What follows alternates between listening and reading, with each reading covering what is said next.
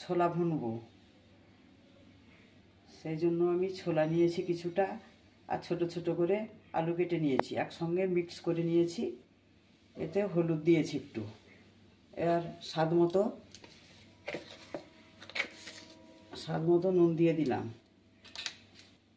এবার আমি কুকারে দিয়ে সিদ্ধ করে নেব।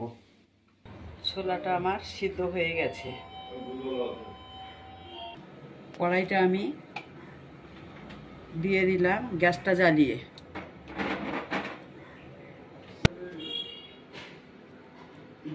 তেলটা আমি কড়াইয়ে দিলাম।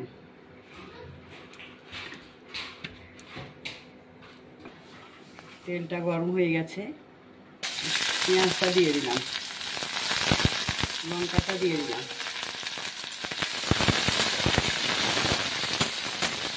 আদা রসুনটা আমি দিয়ে দিলাম। এটা ভাজা হয়ে যায়, একটু লঙ্কা গুঁড়ো, একটু জিরে, একটু হলুদ দিয়ে দিচ্ছি,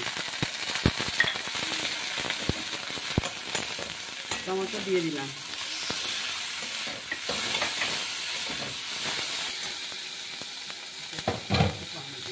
একটু পানি দিয়ে দিলাম।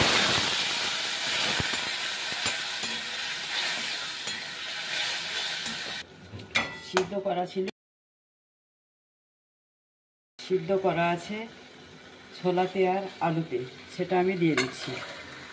এটা ঝাল ঝাল করে ভাজলে খুব ভালো লাগবে।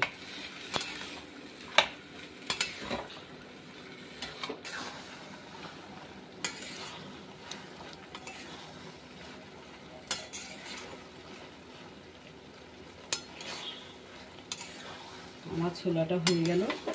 এমনি করে খুলে খেয়ে দেখবেন, চ্যানেলটাকে সাবস্ক্রাইব করবেন। এটা খুব ভালো হয়েছে, ঝাল ঝাল হয়েছে।